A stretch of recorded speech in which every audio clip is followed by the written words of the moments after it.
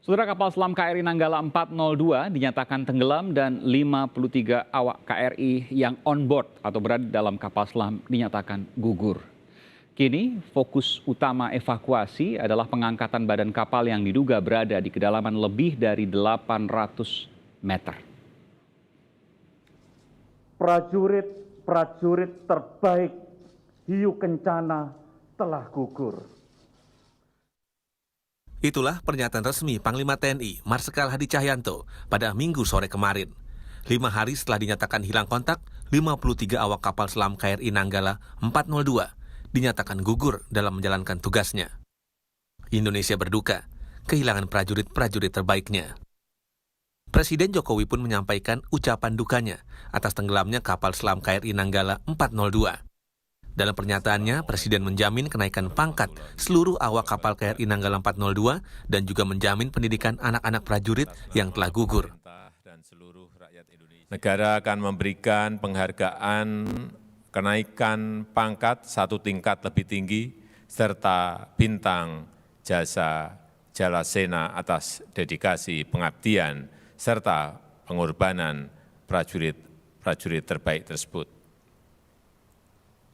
Pemerintah juga akan menjamin pendidikan putra-putri dari keluarga prajurit KRI Nanggala 402 hingga jenjang pendidikan S1. Setelah dinyatakan tenggelam, fokus saat ini adalah upaya pengangkatan badan kapal selam. Dari hasil sonar dan citra bawah air KRI Rigel dan ROV, kapal MV Swift Rescue milik Singapura, ditemukan sejumlah bukti otentik keberadaan KRI Nanggala 402 di kedalaman 830 sampai 850 meter di bawah permukaan laut. Terlihat KRI Nanggala 402 tenggelam menjadi 3 bagian.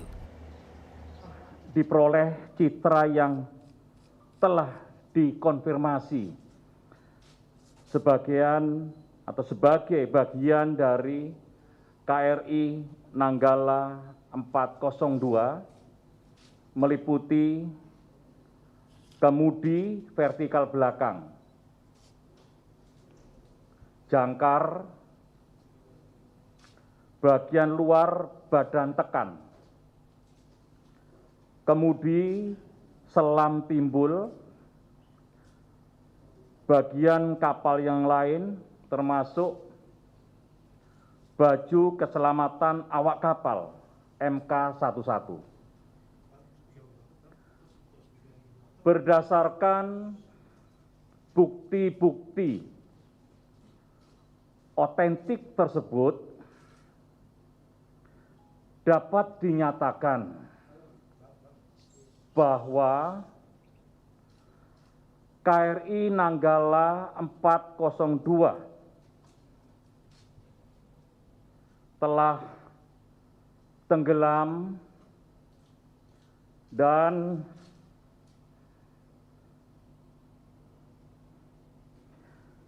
seluruh awaknya telah gugur. Setidaknya TNI dan tim gabungan menyiapkan 2 skenario evakuasi KRI Nanggala 402. Pertama dengan metode diembus, di mana akan ada alat yang dipasang dan memasukkan selang pada pipa yang terdapat di kapal selam Nanggala untuk kemudian diangkat naik. Sedangkan skenario kedua menggunakan robot milik MV Swift Rescue. Robot mini ini nantinya memasang peralatan sehingga KRI Nanggala 402 bisa diangkat. Tim Liputan Kompas TV.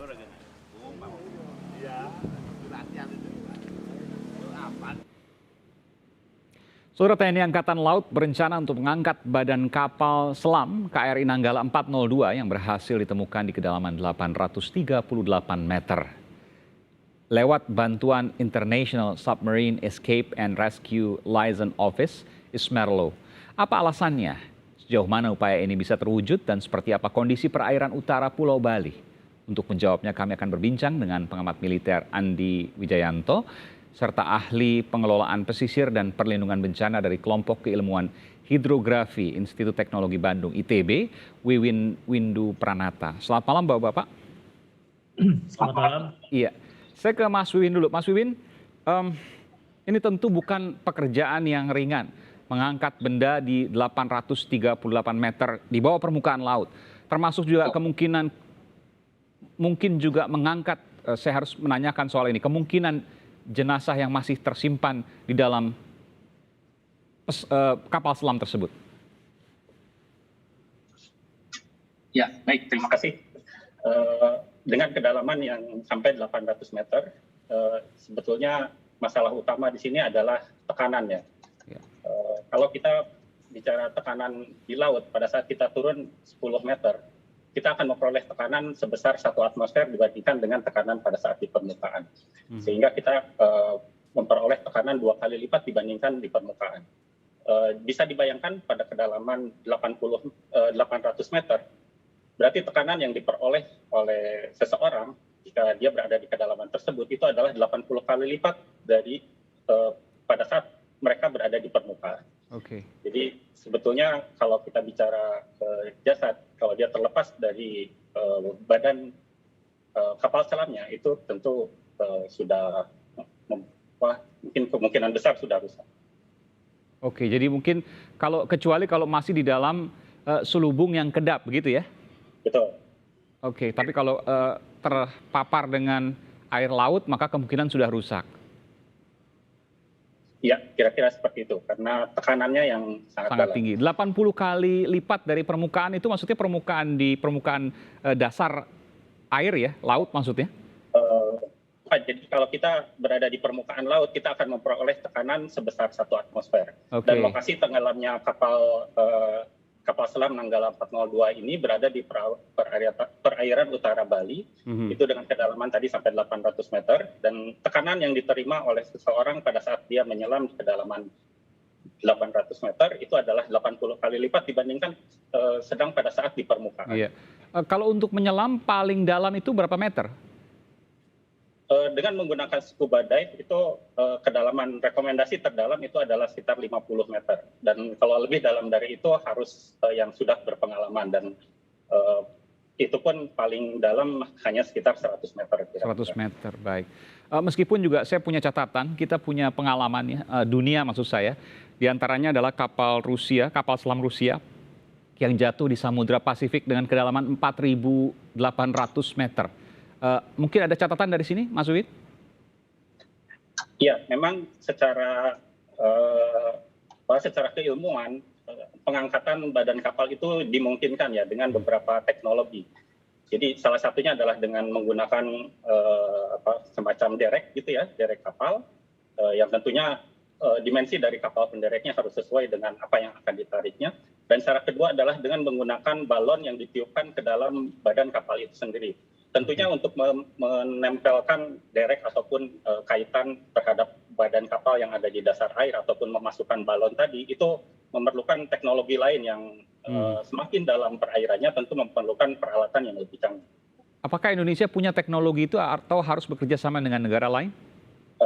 Sampai saat ini ada untuk yang dengan teknologi balon itu, tapi memang kita baru mengalami sekarang untuk kedalaman yang sangat dalam seperti ini. Pengalaman yang belum pernah terjadi sebelumnya.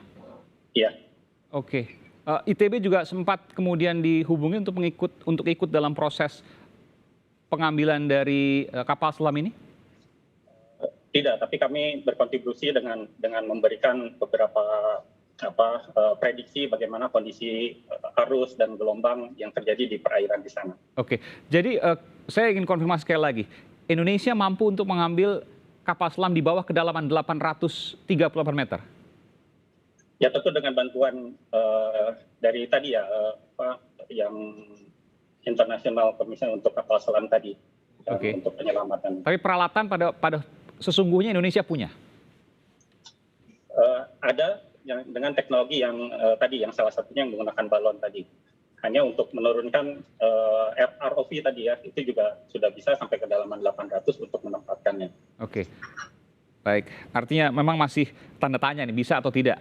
Karena belum pernah kemudian dilakukan. Saya ke Mas Andi Wijayanto. Mas Andi, kita tahu bahwa kapal selam ini adalah alutsista yang bersifat intelijen, yang kemudian tidak boleh diketahui secara luas oleh pihak luar, meskipun kita juga membeli dari pihak luar. Apa yang bisa Anda sampaikan terkait dengan tenggelamnya satu kapal selam dari, koreksi kalau saya salah, ada 5 kapal selam yang kita miliki? Ya, ini kapal selam kedua yang kita punya setelah Cakra 401, Nanggala 402. Ini dua tipe yang sama, 209 1300 buatan HDW Jerman yang sama-sama sudah diretrofit di Galangan Daewoo Korea Selatan. Ya, kesulitan utama yang sekarang dihadapi oleh Indonesia, oleh TNI AL untuk melakukan evakuasi fisik badan kapal selam dan juga jenazah dari awak kapal selam adalah yang pertama tentunya kendala geografis kedalaman air, dan yang kedua memang secara militer kita tidak memiliki kemampuan untuk melakukan emergency rescue kapal selam.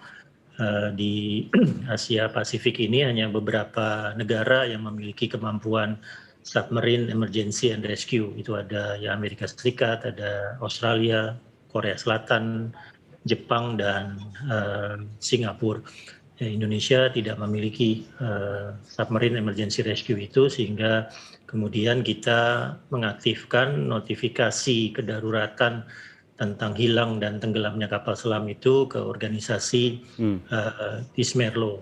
Nah, disitulah kita berharap akan ada titik terang untuk mengatasi kendala teknis untuk melakukan evakuasi badan dan jenazah awak kapal selam.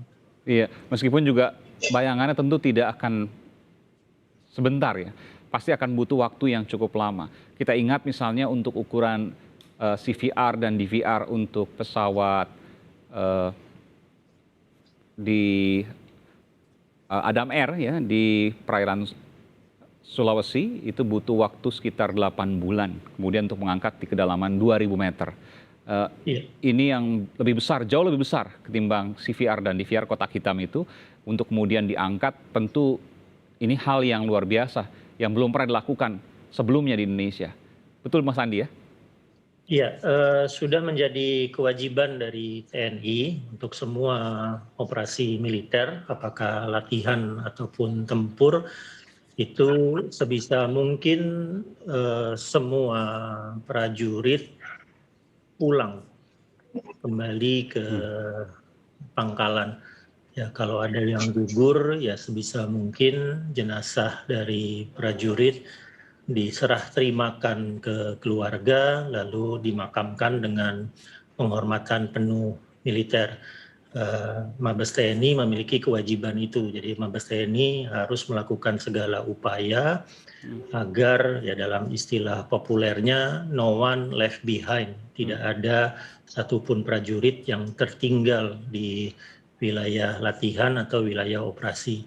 Jika pada satu titik karena kendala-kendala teknis evakuasi itu tidak bisa dilakukan sepenuhnya, maka ada beberapa opsi yang dimiliki oleh Mabes TNI. Ya, salah satu contohnya misalnya Amerika Serikat itu memiliki monumen untuk memperingati 65 kapal selam yang hilang dan tenggelam sejak Perang Dunia Kedua. Jadi monumen-monumen itu disusun sedemikian rupa sehingga strukturnya mirip dengan pemakaman militer Arlington yang ada di Amerika Serikat, tapi adanya di dasar laut. Nah, itu satu penghormatan dan juga simbol bahwa no one left behind. Jadi monumen itu, saya mau diulangi, monumen itu dibangun di tengah laut dan di dasar laut? Di dasar laut. Jadi kayak ada batu-batu bulat begitu, ada nama-nama kapal selamnya, nama 65 kapal selam, ada 67 batu bulat, 65 nama kapal selam yang hilang dan tenggelam, yang ke-66 itu untuk menghormati para veteran kapal selam, yang 67 untuk mengenang kapal-kapal selam lain yang kecelakaan tapi bisa dievakuasi. Oke. Dan ini tentu, dan nama monumennya adalah On Eternal Patrol, patroli abadi.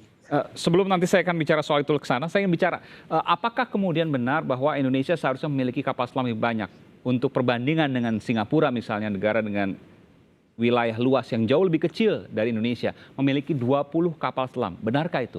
Saya akan kembali saat lagi, tetaplah bersama kami di Sapa Indonesia Malam.